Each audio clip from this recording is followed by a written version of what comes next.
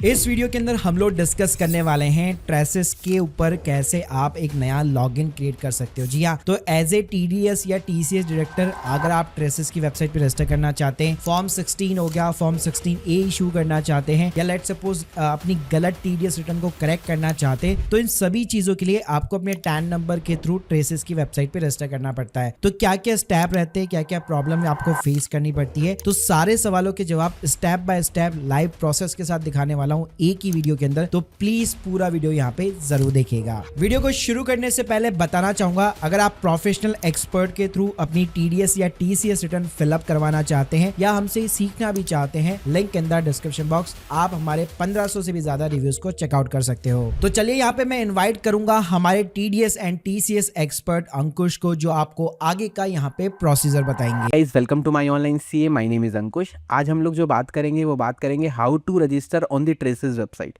कैसे आप ट्रेसेस की वेबसाइट पर रजिस्टर कर सकते हैं। जी हाँ, आपने अपनी टीडीएस की रिटर्न तो ऑलरेडी फाइल कर दी है, अब उसके बाद फॉर्म 16 भी इशू करना है, फॉर्म 16A भी इशू करना है।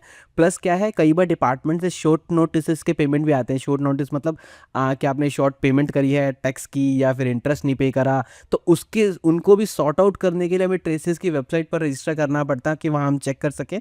आइए सबसे पहले हम गूगल पे जाते हैं। गूगल पे लॉगिन ट्रेसेस लिखा मैंने। लॉगिन ट्रेसेस के बाद ये मेरे को एक वेबसाइट पर लेके गया। मैंने अपनी ना सारी इन्फॉर्मेशन एक नोटपैड में गैदर कर ली है।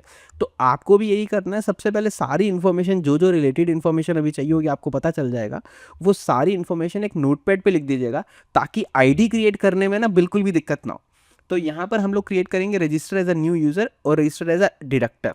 एज अ डायरेक्टर हम लोग रजिस्टर कर रहे हैं। ध्यान रखिए, एम्प्लॉई की बात नहीं हो रही, एम्प्लॉयर की बात हो रही है। मतलब जो एम्प्लॉयर ने टैक्स काटा है, या फिर प्रोफेशनल का, कॉन्ट्रैक्टर का, किसी का जिसने टैक्स काटा है, डिडक्टर ने, वो आईडी क्रिएट कर रहा है ताकि वो फॉर्म 16 या 16A इशू कर पाए।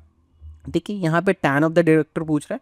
टैन ऑफ द डायरेक्टर मेरे पास है, मेरे पास यहाँ पे मैंने ये मेंशन किया। देन मेरे से पूछ रहा है ये W3CD, सॉरी कैप्स में है, W3CDE, ठीक है। उसके बाद मेरे से पूछ रहा है कि फॉर्म टाइप 26Q, इससे रिलेटेड इसका एक्नॉलेजमेंट नंबर पूछ रहा है। मेरे पास एक्नॉलेजमेंट नंबर मेरे पास है, बाय डिफ़ॉल्ट आ जाएगा। जो भी आपके क्वार्टर की रिटर्न होगी उसकी एक्नॉलेजमेंट नंबर पूछेगा, उसी से रिलेटेड आपसे चालान पूछेगा, ठीक है। चालान नंबर आपको जो भी आपने उसकी पेमेंट्स करी होगी उस क्वार्टर में जितने चालान है, एक ही चालान डाल दीजिएगा। सारे चालान नहीं डालने, एक ही चालान आप डालिएगा, ठीक है।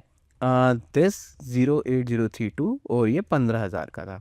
उसके बाद क्या, आपने जो अपनी टीडीएस की रिटर्न में जो एंट्रीज दी हैं, वो एंट्रीज आपको यहाँ मेंशन करनी है। ध्यान रखिएगा, मेरे केस में क्या था, एक ही पार्टी का 2 बार 3 बार था, क्योंकि अक्टूबर में भी काटा, नवंबर में भी काटा, तो मेरे को यहाँ पे सिर्फ एक ही एंट्री करनी है। बट अगर आपकी अलग अलग पार्टीज हैं तो आपको अलग अलग पैन, उनके अमाउंट मेंशन। मैं प्रोसीड करूँगा। यहाँ पर प्रोसीड करने के बाद ये मेरे को ऐसे पूछेगा, हाँ जी एक ही लेस देन 3 पैन है। मैंने कहा हाँ जी लेस देन ही है। अब ये देखिए यहाँ पर आ गया डिटेल्स। मैंने यहाँ पे इंडिविजुअल सिलेक्ट किया।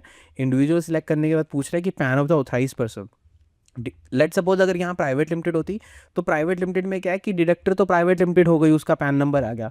ऑथराइज पर्सन क्या होता है, ऑथराइज पर्सन उसका डायरेक्टर हो जाता, तो उसकी डिटेल आती। यहाँ मेरे केस में चीज़ें सेम है, तो मेरे केस में अलग नहीं है, कुछ फ़र्क नहीं पड़ेगा, ठीक है।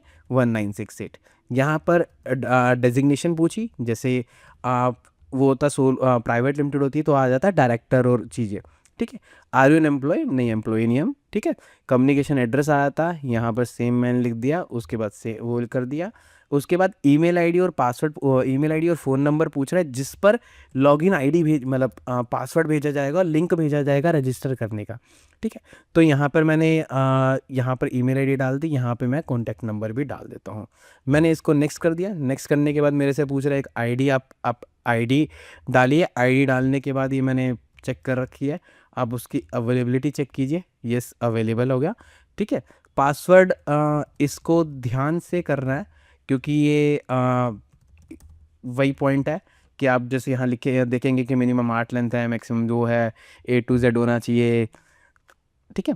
क्रिएट अकाउंट मैं करूँगा। देन क्रिएट अकाउंट करने के बाद मेरे पास यहाँ पर ये पूरी डिटेल्स चेक करवाएंगे कि डिडक्टर है, हाँ जी ये टैन नंबर ये हो गया, इंडिविजुअल हो गया, आपका एड्रेस हो गया, देन फ़ोन नंबर और यूज़र आईडी इसने मेरे से पूछी। देन मैं इसको कंफर्म कर दूंगा।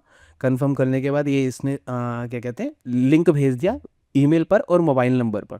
अब ये लिंक भेज देगा, अब इसको मेरे को क्लिक करना है और मेरी आईडी क्रिएट होगी। जब आईडी क्रिएट हो जाएगी तो बस इसके बाद आप स्टार्ट कर सकते हैं कि अपनी फाइलिंग्स और फॉर्म 16A का। तो गाइस अब आप लोगों को यहाँ पे समझ में आ गया होगा कि ट्रेसेस की वेबसाइट पे कैसे आप यहाँ पे रजिस्टर कर सकते हैं। बाकी अगर आप एक्सपर्ट के थ्रू सर्विसेज लेना चाहते हैं, link in the description box, या हमसे सीखना भी चाहते हैं तो आप हमारे कोर्सेज वगैरह ज्वाइन कर सकते हैं। आप लोग के जो भी डाउट्स है कमेंट बॉक्स के अंदर यहाँ पे जरूर बताइएगा। Thank you guys, thank you very much.